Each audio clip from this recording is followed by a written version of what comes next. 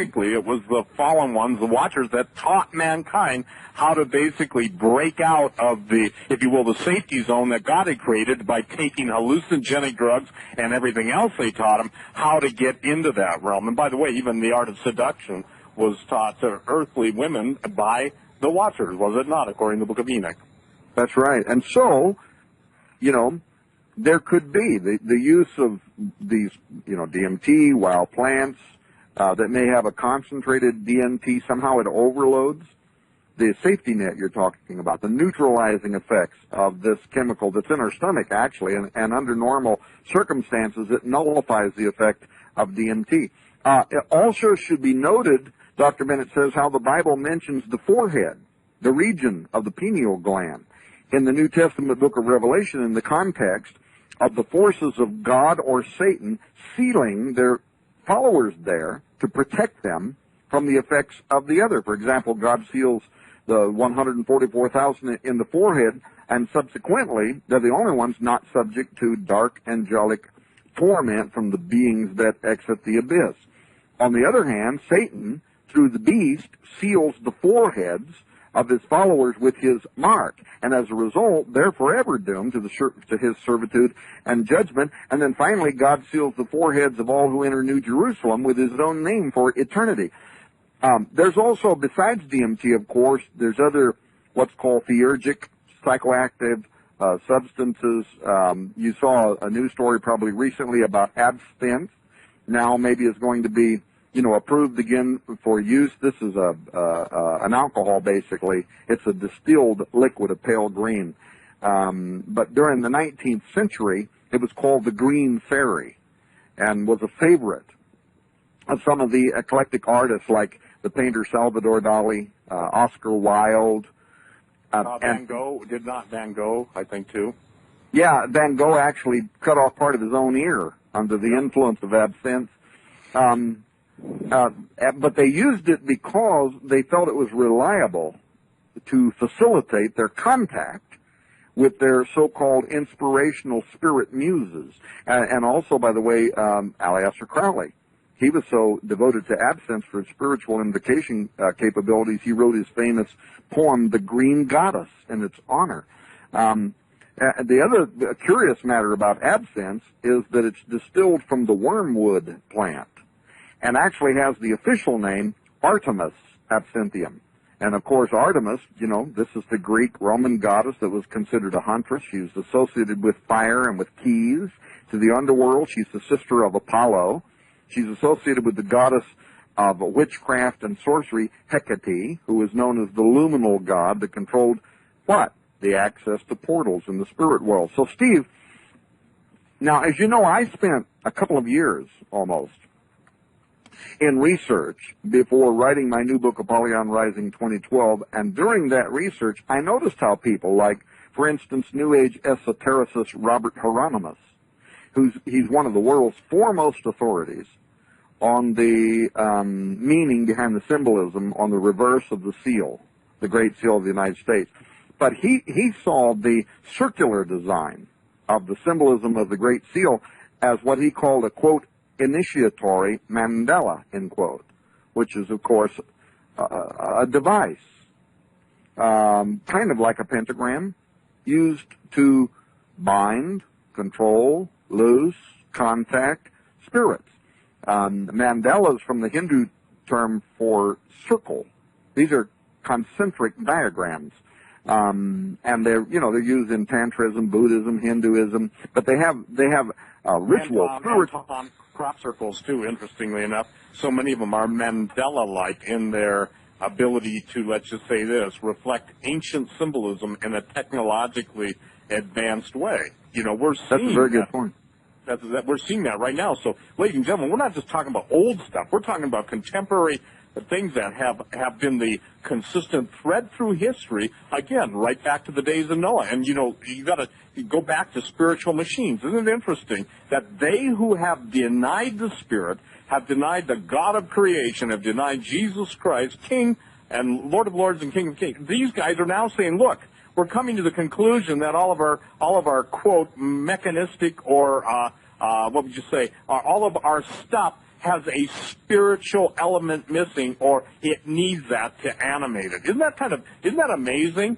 And maybe that was just for public consumption. Behind the scenes, they're conjuring up having DMT parties and going, guess who I just saw, you know? Yeah. The point is that it comes right back to it because, again, Kurzweil, in the age of spiritual machines, we're talking about this stuff right now. And I say it real simply. Isn't it amazing that technological decadence has now brought us to the point of technological possession, kind of like a Stephen King novel, Christine or whatever, you know? And now we're talking about, and let's just say this, spirit-controlled, spirit-possessed, spirit-activated machines, or nano-type machines that are more spiritual than natural. Well, and with regard to Robert Hieronymus and his belief that the Great Seal is an initiatory Mandela, you might have seen the headline at Raiders News Update a few days ago where he too now is connecting the Great Seal to the year 2012 and apocalypse, American apocalypse, beyond which, interestingly, he sees the dawn of a new age where what he calls new creators. Isn't that what the Egyptian and the Greek gods were known as? New creators, he said, are going to produce a transhuman future that will connect us with supernatural entities. In fact, let me give you a couple of quotes out of his article. And keep in mind, this is Robert Hieronymus. This guy is considered by the U.S. government to probably be the foremost authority on the meaning of the symbolism of the reverse side of the Great Seal. And here's what he says, quote, "My dreams were showing me the death of America, and I was wrenched night after night with the sight of millions of bodies floating lifelessly in rivers of mud, some face up, some face down," end quote. Now let me jump forward and listen carefully to what he goes on to say. Quote, "Fortunately, we continue to evolve, and we speed toward the apocalypse predicted by the Mayan calendar in 2012. The New Age sciences have begun to provide a new basis for the science of spiritual transformation. The notion that 2012 marks the end of the cycle also means that the year 2013 marks the beginning of a new one. In the future, universal consciousness will bring enlightenment, and all humans will share the secrets of clairvoyance, telepathy, remote viewing." Listen to this. "Interspecies communication with extraterrestrials, spiritual and non-physical beings. The knowledge and understanding of life after death will lead to a huge awakening and a oneness to unconditional love and universal spirituality, a return to balance with the feminine side of consciousness." He's talking about the goddess spirit, or intuition is the guide that will lead us to planetary transformations. Let me just jump forward this final segment. "We will realize that we are all co-creators of our future, and will begin this process by visualizing and engaging in healing activities in every spirit of our being. Many new paradigm thinkers have given us great hope regarding the huge shifts predicted for 2012, though I personally believe we cannot escape widespread planetary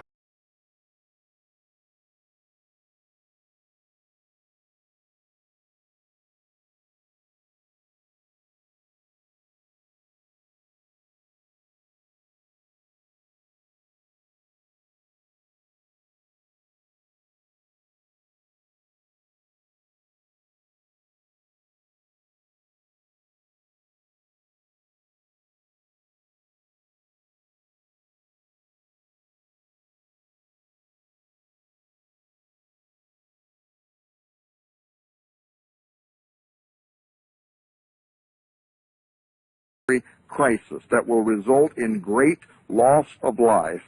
We can diminish the impact by increasing the number of people who are conscious of their roles as co-creators of our future," end quote.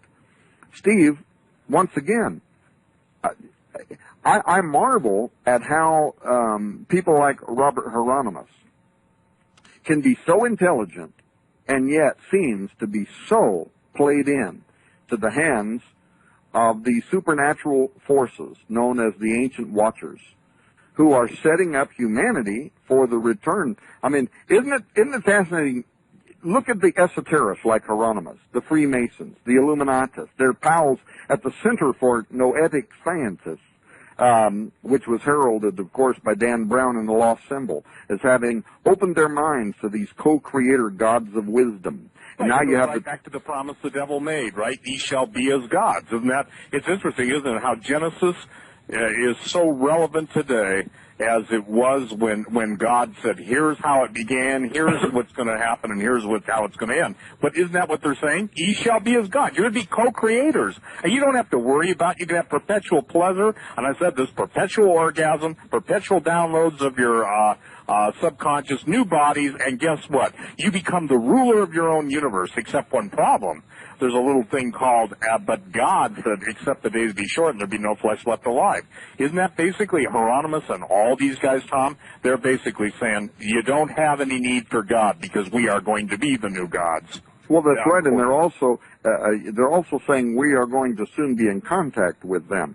That's the point. Transhumanists like Professor Nick Bostrom of Oxford University saying if we combine ourselves with animals, we're going to open these new modes of perception.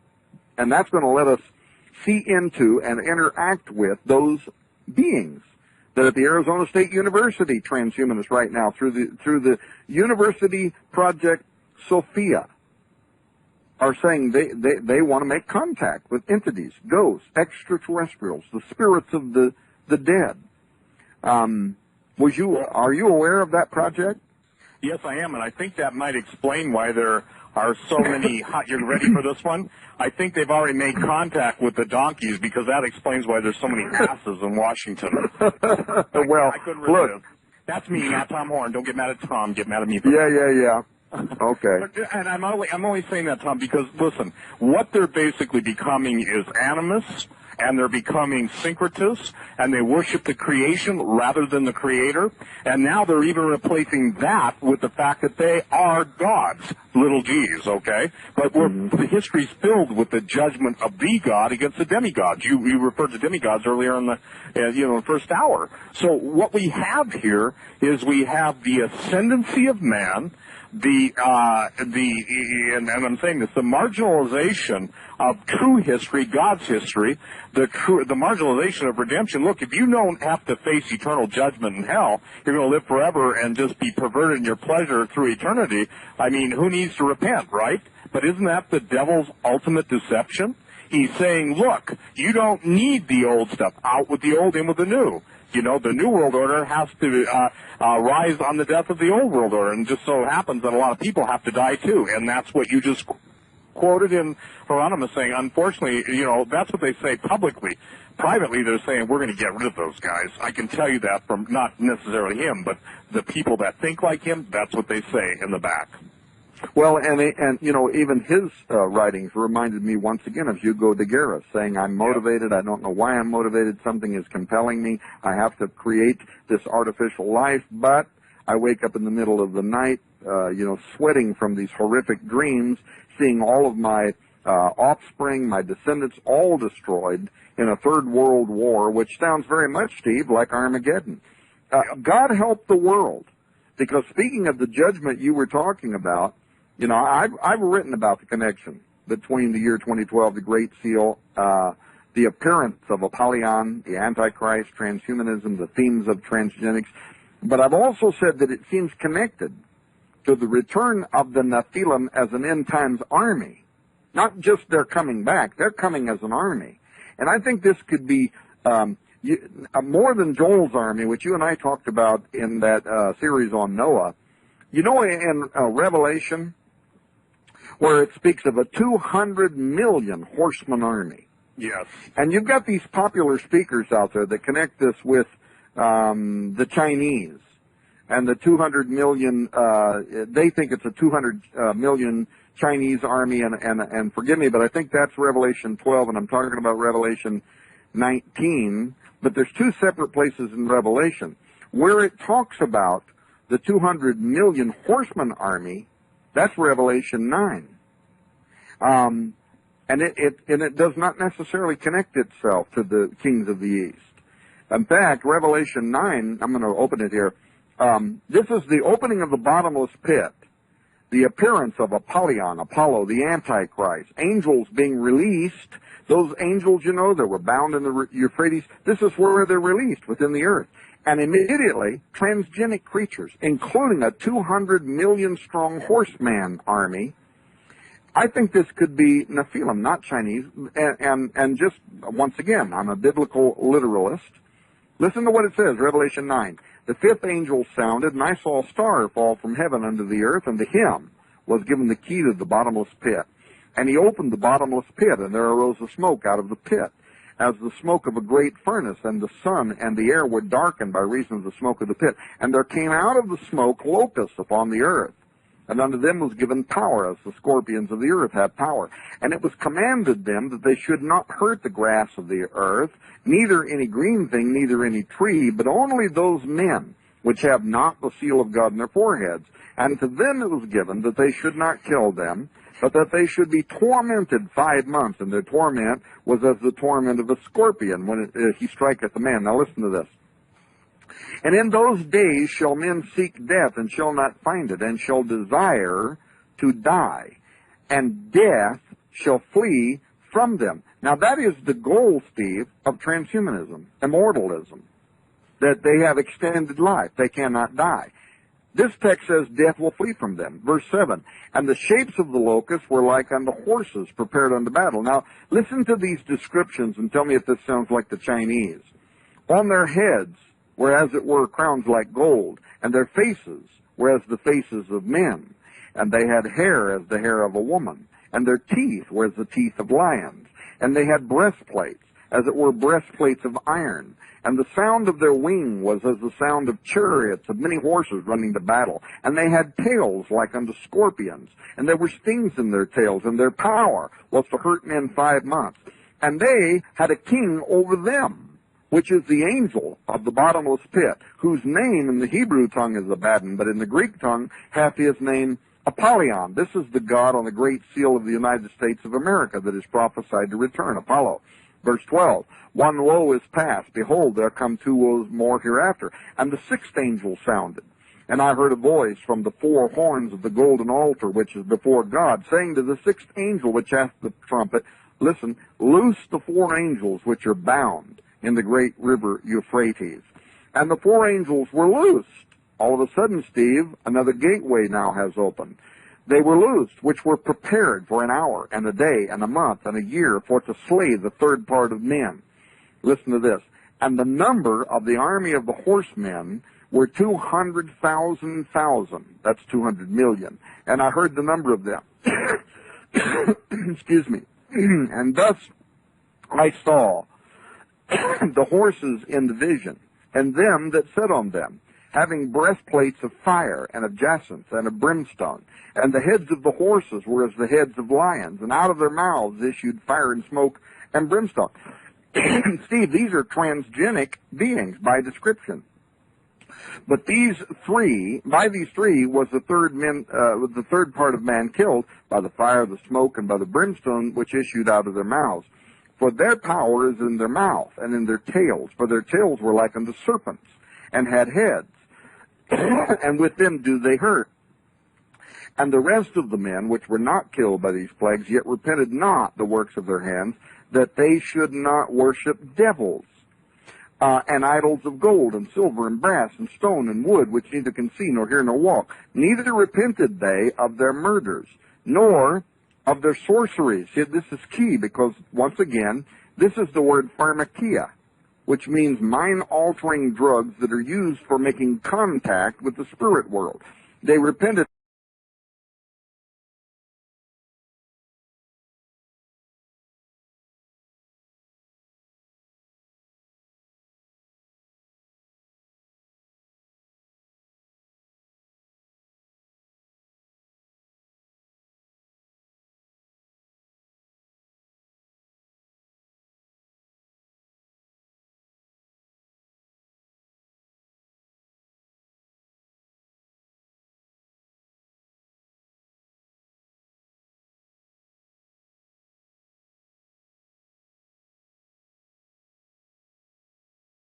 not of their pharmakia, nor of their fornication, nor of their thefts, end quote.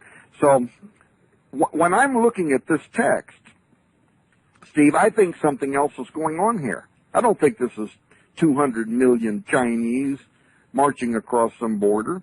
Or I think that it's the real thing. It's not a metaphor either. It's not just some symbolism of evil, which each thing, the crown. You know, I mean, I've heard it explained away so much. I said, how about keeping it simple? How about keeping it within the context? This is something that's at the very end of time as we know it, that's supernatural in its destructive ability. Well, and look, you can mention drugs, DMT, pharmakia, Mandela's methods people are using to invite the return of the Nephilim. But you and I actually ended the last show, I think, with something that's significant. I'm looking at the clock. We got 24 minutes or something. I want to make sure we make this point. You were talking about the harmonies of DNA. Right. And how, for instance, every planet has a song. You mentioned how scientists just recorded the song of the sun. Steve, did you see where at CERN, those scientists who just set a beam collision record this week also just simulated the sound of the God particle? Yes. And now, what is it that they're saying? They believe they can track it down. They can capture it by learning and following its song. It's a DNA signature, if you will. Steve, this is fantastic because what we're talking about is the highest level of espionage, the literal intelligence gathering and tracking of other dimensional entities, realities.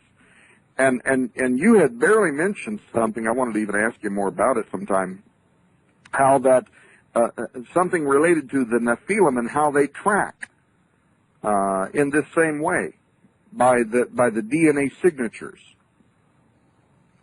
You remember making that statement? Yeah, I do, and I was told that by the guys that, you know, again, and when I tell people this stuff, Tom, it's hard that they would think, I could not know what I share unless someone who had a lot more knowledge than me could share it. And I said, how do these things track their quarry?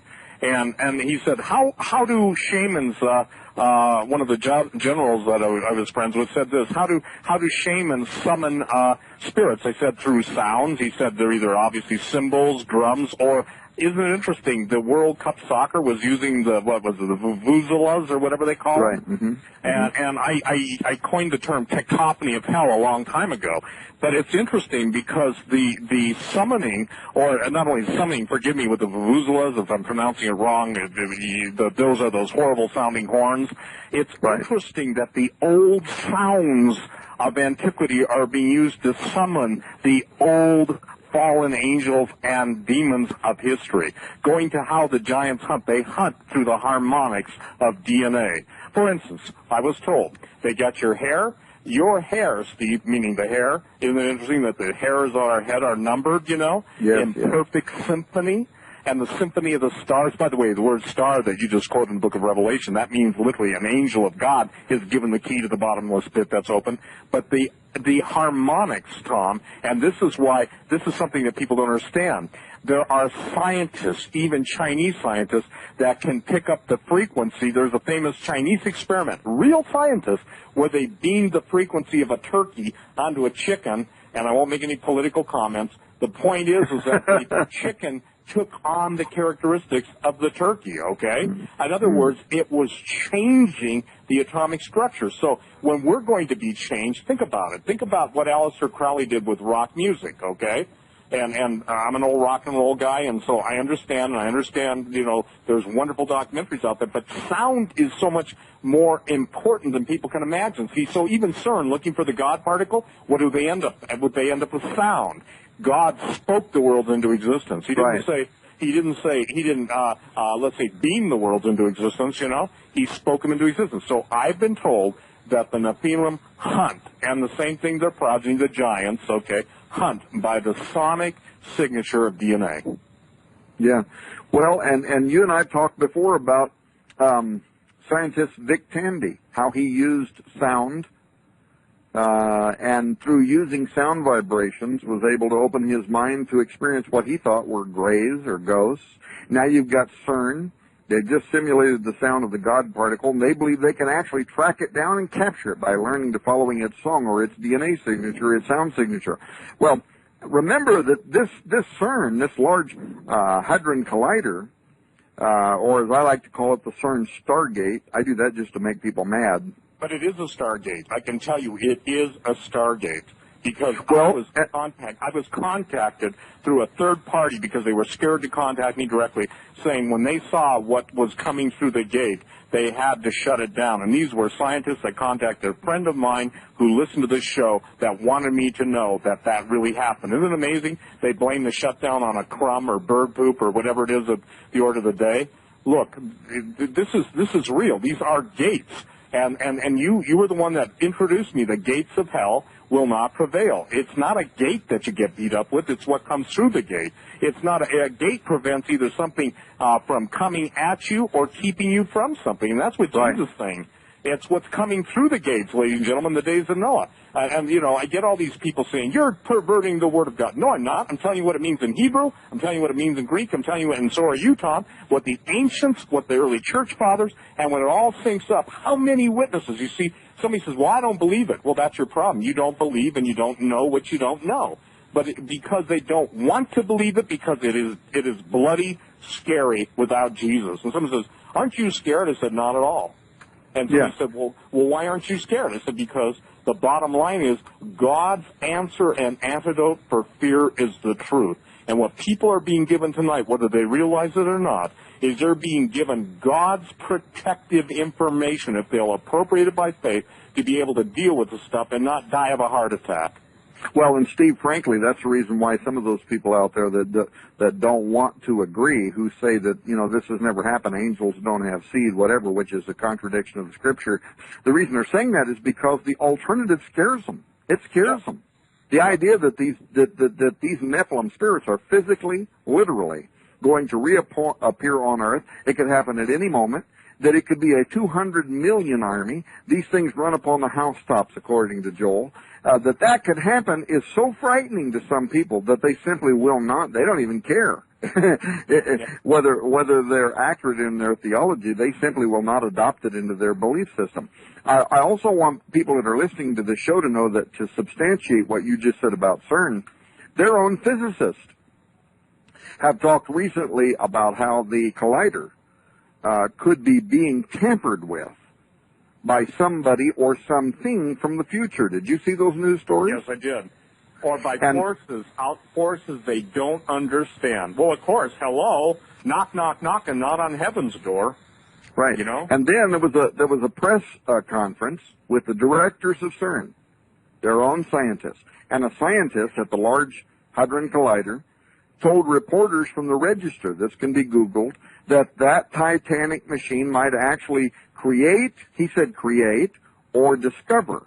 Those are two different things. Create or discover unimagined scientific phenomenon, what he called unknown unknowns. And when they asked him to describe what is an unknown unknown, he said extra dimensions or a gateway. And he said out of that door might come something, or we might send something through it. That was Sergio Bertolucci. He's the director of research and science computing at CERN. So what an astonishing time. One would expect that with CERN you're going to have some very strange phenomena. That's going to happen when you start mangling with the very fabric of space-time itself. But when you have their own physicists saying that they think a doorway could be open, through which something could come or through which we may send something. And then he went on to talk about supersymmetry, extra dimensions. Well, Steve, that is singularly, in my opinion, that's one of the most fascinating points in our mutual research. Stargates, portals, those who come through them, those who may come through them again and did it one time before. Biotechnology, transhumanism. The fact that we're seeing science that parallels what the gods, the watchers of antiquity did, where new life forms were created through blending species and through which something came. In other words, the bodies that they created in that sense, those were the gateway. That was the portal. And that matches perfectly with the Hebrew sense that the watchers saw the daughters of men as a fit extension, is what it says in the Septuagint version, the Greek interpretation of the Old Testament. A fit extension, something through which they could extend themselves into our reality. And of course, that's the ancient story. They created a body that gods could download into or upload into, whatever you want to, however you want to define it. They could incarnate themselves. The question then for us then would be, are we today creating something, part human, part animal, plant, synthetic, that might be capable? Well, first of all, from Bostrom's point of view, appearing into, interacting with dimensions that exist around us, but that are invisible to the human eye.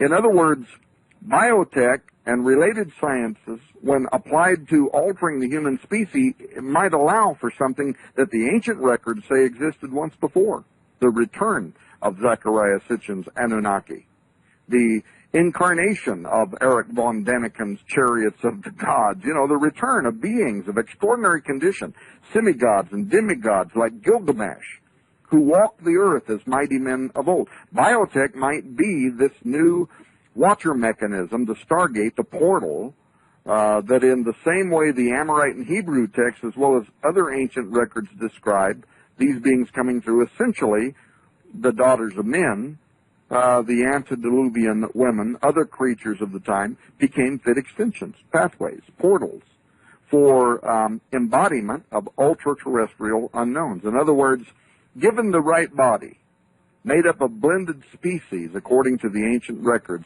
this could create a portal through which the gods can return, the rise from their places, the rise of the Raphaim from the underworld into new bodies in bodily form.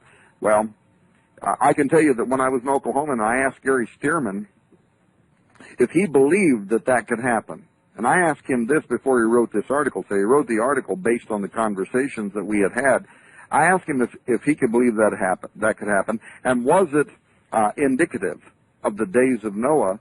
He actually took it a step further, and he said that what we interpret as alien abduction, DNA harvesting,